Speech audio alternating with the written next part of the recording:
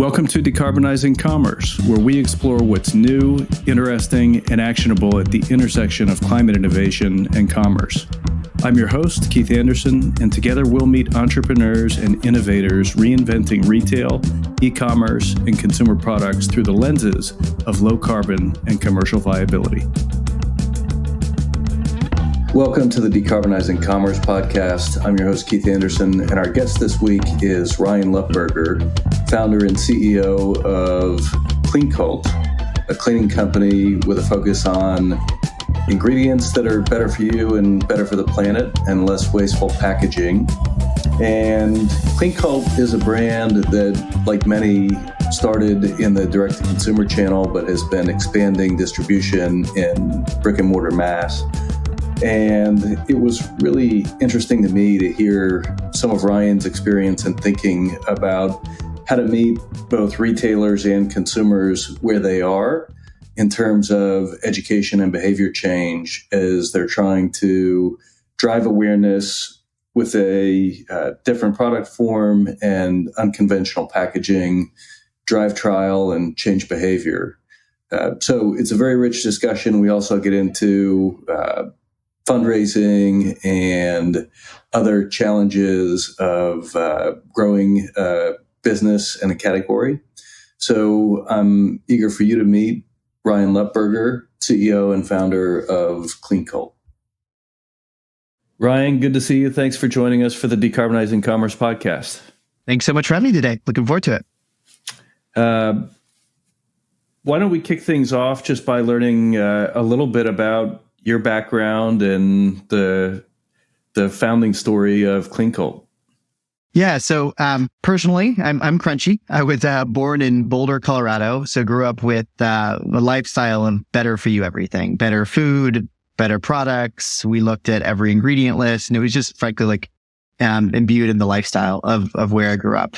The parents are out there. They were part of the transcendental meditation movement and really also just prioritize wellness, right? So kind of grew up in this space and then went totally different direction, right? So then went out actually to the East Coast and went to a school called Babson, which is a entrepreneurial school focused on supporting big businesses, right? And family business to investment banking to consulting. But when I was there, I looked at the back of my bottle of laundry detergent, and this was 2016, and I didn't see any ingredients listed. And, I was still a Boulder kid at the time and basically said, this doesn't make sense. Why aren't there ingredients? There's ingredients on my food, on my shampoo even. Why not our household cleaning products? So just had this big kind of aha moment. It was, why aren't some of the things we put on our skin, in our homes, and on our sheets, for example, regulated, right? So the more research I did to why there weren't ingredients, the crazier the industry became. And in the US compared to the UK, we allow basically over 1,400 ingredients that are banned overseas. So it's a pretty nasty space. And, I think we've seen this massive movement of in me, organic food, on me, personal care products, but now it's finally happening around me, right? And like 3% of the weight of your clothes is actually leftover laundry detergent, but people don't think about that every day. So the more research I did in this category, it was the more wow. And I'd always wanted to support businesses that could solve big problems. So we went down this whole big journey. And 2016 to 2017, I looked at all the natural products in the whole category, but they were all covered in plastic packaging, right? For me, it was how could the better brands out there be better? They use so much petroleum packaging. And I walked Target, Kroger, Walmart, and it's a sea of plastic, right? And it was just this big cognitive dissonance for me. So took a big step back and said, we got to do something better. And I tried dilutables, concentrates, powders, DIY vinegar. But it was all too complex, didn't really work that well. And we basically said, there's nothing out there that works. So, took a big step back and said, could we deliver a better product with cleaner packaging, cleaner ingredients in a way that would meet shoppers and myself where they were? So we did. So we launched the first ever soap cleaners and detergents in milk cartons instead of plastic bottles, and launched officially in Jan 1 of 2019. So it's almost been 5 years now. Well, that's great background and context. And I didn't realize you were a Colorado guy. I grew up in Aurora. Colorado. I grew up in Aurora and then went to Boston College. So Not very similar an journey. Identical trajectory, but sort of similar. Yeah. Now, did you say silk detergent? Laundry detergent. So no, just gotcha. my typical laundry. And we tried, again, everything under the sun, but you just see that big plastic jug.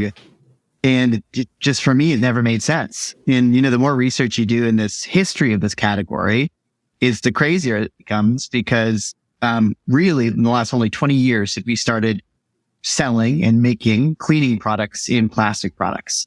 40 years ago, it was mostly in powder in a box, right? So this new plastic problem we have is literally originated in the last 20, 30, 40 years. So we created a problem out of nowhere. And now it's how do we get back to, frankly, where we were 30 years ago. So that's really what we're trying to innovate and create here at Cleancult. So I'm interested maybe in starting with the ingredient side. Yep. You mentioned we are a little more permissive with product formulations than some of our peers abroad. How do you define clean at Cleancult? Yep. So we have basically our no-no list, right? That would align with a Whole Foods, a leading, natural retailer. So that's a big piece that we follow. But we also try to look at ingredients that have less or no carbon impact on the whole chain, right? So cleaning products typically now are all petroleum based. So they come really effective, that blue bottle that works really, really well, but it has negative downstream effects, right? And those petroleum polymers that are made really clean very well. It goes after dirt, grime, all these different pieces, but they don't dissolve very well when they enter the waste stream or the waterways, right? So we have our no-no list, and our formulations are mostly based in coconut. So it's sodium cocoa sulfate. So just as effective as we believe the leading natural products, leading products generally, free from all the harsh chemicals, free from dyes, free from really any phosphates, which are also cause what's called eutrophication in waterways, which means all the algae grows and it's really bad for, again, our different waterways. And then essential oils, right? So our formulation philosophy here has to clean, has to be ingredients you can generally pronounce, has to be plant-based and better for you, and wholly biodegradable. So that's the formulations that we've created here across hand soap, dish soap, all-purpose, and laundry detergent. And has that been consistent pretty much since the start, or have you evolved it a bit over time? We've evolved it a bit, like every brand. I think we're on formulation iteration 8 or 9, like every brand. But what we really figured out is in this whole journey is really we have to meet the shoppers where they are. And I know I'll probably repeat that multiple times a day, is when we started this, we had prices that were over, frankly, the leading natural or better for you cleaning products in the market, right? Even though we had a reduced waste package or plastic-free products, customers were not willing to switch in mass, right? So we built a big D2C business. We had some big fundraising rounds, but even with that, they wouldn't make the jump. And again, a small population would, but not the entire. So from us, our big evolution was we knew we had to be clean in packaging. We had to be clean ingredients. We need to be clean in efficacy, but we also needed to be the same price, right? So it's almost taken us 5 years to get here. And now is when we're seeing the wave, right? Offering a better solution, but at a similar price point has really been the biggest unlock for us. Yeah, I see a huge focus on product superiority on the one hand, or parity, I suppose. And on the other hand, economic parity. I think a lot of sustainable brands, however you define sustainability, are working hard to break through to the mainstream. There's obviously a whole specialty channel and a lot of brands that have found their following with, a sort of subscale population. But I think given the mission of a lot of brands, including yours, the focus is increasingly on how do we reach the mass channels and start to change behaviors. Yeah, agreed. And I think the exciting piece is the retailers want it too, right? Is one of the reasons we'll be in most, if not all, marquee retailers, is because they're putting their money where their commitments are. So it's actually been very encouraging to see is you have Target, Kroger, Albertsons, Safeway, and then the big strategics, Unilever, Henkel, Procter & Gamble, all putting these very aggressive 2025 plastics goals as well as ingredients, through and through. And they're starting also now to talk about regenerative agriculture through their entire supply chain. So what we're seeing is if there's a way to crack the economic piece, there is demand both from consumers and retailers to actually start to shift all these categories. So it's been an encouraging time for us. I'm glad that you mentioned some of the incumbents. There have been to your point, there have been some really interesting developments quite recently, although I remember going back almost a decade, most of the majors that you mentioned had either acquired somebody or done some experimentation that, one might argue was sort of tucked away until either the consumer or the retailer said, okay, I'm ready. Yep. But it sounds like you're finding the retailers are, eager to add selection that meets some of the characteristics that your products do. What is the competitive dynamic like? Do you find this is, growing the category, shifting the category? How do you think about the dynamic between some of those incumbents and a newer emerging brand? Yeah, well, and maybe broadly put to one of the reasons we enjoy these conversations, and again, appreciate you having us on today, is it's going to come from consumers, right? The only reason that these big retailers and strategics have made these commitments is because Wall Street and or their investors or direct consumers are forcing them to, right? So one of the major big box stores just got really frankly criticized in the public markets because their plastic usage is increasing, right? And it was publicized, it was brought up on the earnings call. So all of this is contingent on the listeners, right? Without that, nothing's going to happen. That said, I think the retailers, they're starting to shift. So I will say generally, cleaner products have a better margin profile for the retailers, but they don't move as fast. So usually it's accretive, which is why they like this. It's usually a higher income shopper too. So a larger retailer wants to attract this more. And I think what we're seeing in these categories is it's all incremental because you have massive organic food categories that have grown to be 10, 15, 20, 30% of overall grocery, whereas cleaning is sub 3, sub 4. It hasn't matched that. So we think it's just room to run. It's one of the reasons, again, why I think the retailers are so open to this. And at what point does the fourth plastic natural cleaning brand move the needle, right? And we've seen in this whole competitive dynamics, concentrates, dilutables, tablets, all these other form factors that have tried to reduce waste in household cleaning. They might work digitally because you can explain it to a shopper. They don't work in store. So all of these retailers, it's a graveyard of closeouts for every reduced waste form factor that's tried to shift behavior. So again, what we're seeing is excitement. I think there's frankly limited competitive developments right now that are meeting shoppers where they're at the same price point and still reducing waste and some negative chemicals. So it's complex. It's hard. We've been at it for 7 years. It's a hard space. Yeah, it's super interesting though. I had never really heard or considered that point about the importance of educating somebody on transitioning to a different not purchase behavior but usage behavior for the different form factors. And a lot of the way I approach things is sort of through the spreadsheet side of things, thinking about concentrated powders have less weight and less cube. But I think what a lot of folks that have been entrepreneurs in the space for a long time have sort of come around to, not only with their own brands, but even B2B services, focusing on what works is a way to accelerate impact more than letting perfect be the enemy of the good. And I think there's probably going to be demand for different form factors for different consumers and scenarios. Yep. I think a rising tide lifts all ships too, right? Which is why digitally certain form factors can win and retail others can. And we all help solve this issue. So we're wholly supportive. you're finding that the retailers are increasingly adding distribution for cleaner products in these categories. Are you finding, you mentioned the in-store education component of it.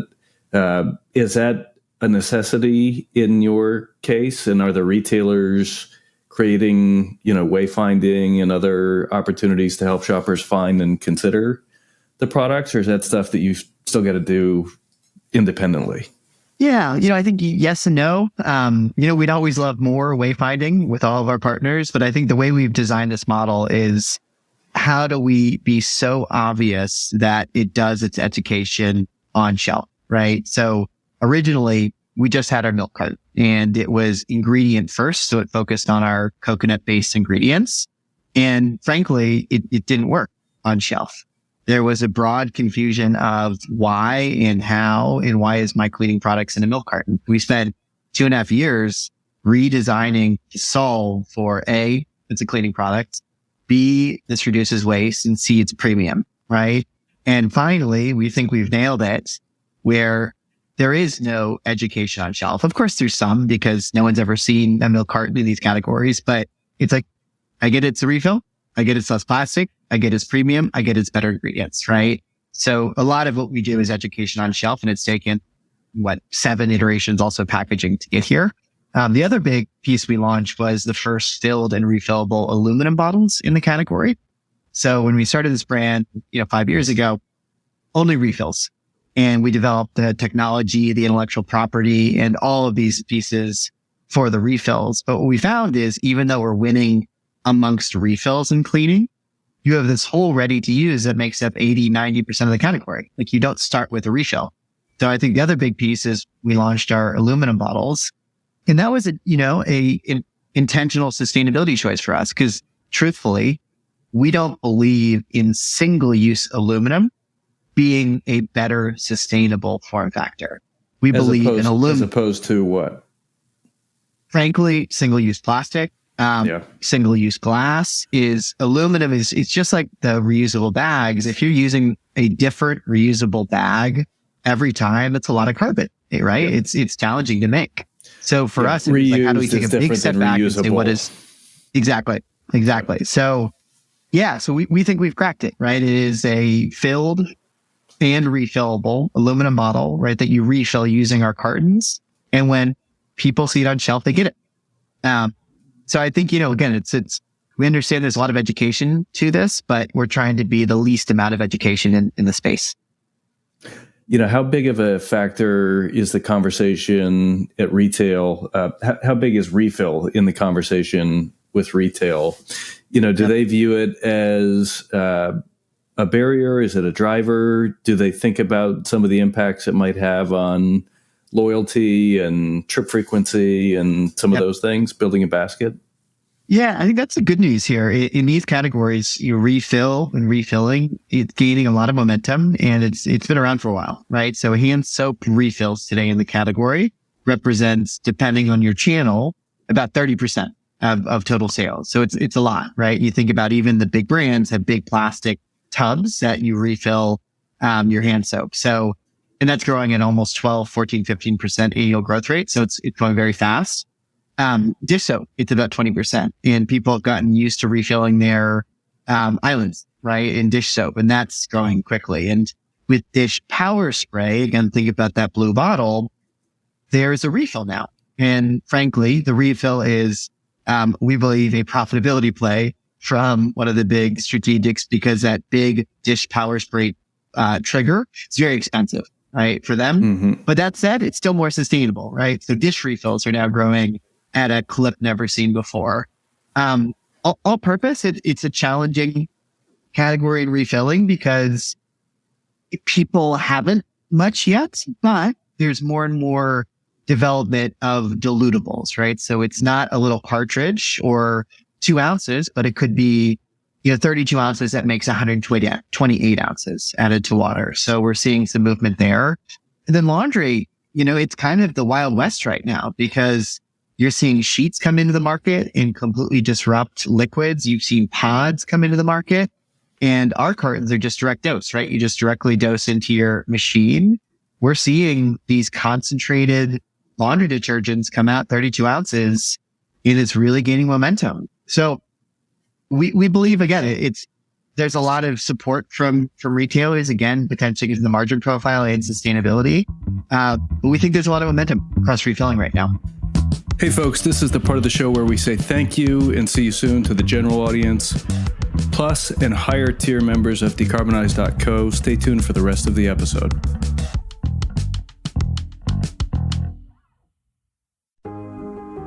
Hey, it's Keith Anderson from Decarbonize.co, inviting you to join our brand new Slack community for retail, e-commerce, and consumer product professionals that want to keep up with what's new, interesting, and actionable in industry, climate, and sustainability action, and connect with your peers. As I got into this work, one of the things that I found so invigorating is how passionate and willing to help everyone is.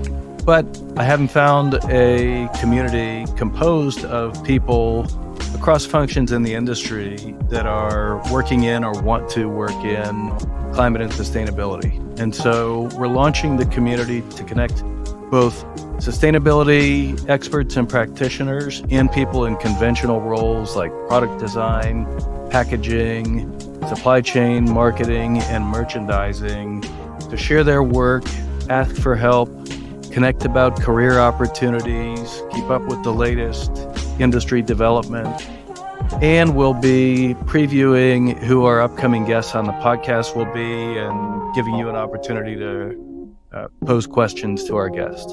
So I can't wait to meet you and have you meet some of the other members of the community. To join us, you can visit decarbonize.co. You'll see a call to action on the homepage, or use the intelligence menu at the top of the page where you'll also see a link to join. Well, if folks want to learn more about Cleancult or you, where would you send them? So you can find us on Amazon, next day delivery, and we are the first, again, aluminum products now on the platform that you can price same price as plastic products. Our website, cleancult.com, and that's clean space cult.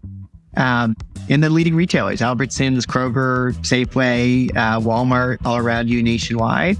And I think our biggest ask is advocate at the retailers, because those are who will make the decisions. And if you demand shifting these products, then the retailer will have to shift these products.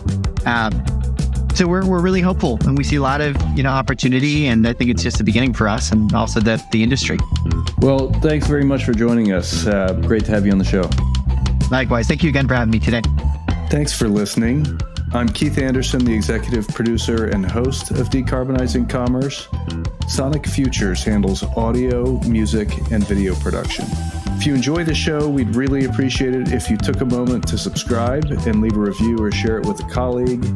For the full episode and more member-exclusive insight and analysis, join the Decarbonizing Commerce community at decarbonize.co. Thanks for listening, and we'll see you on the next episode of Decarbonizing Commerce.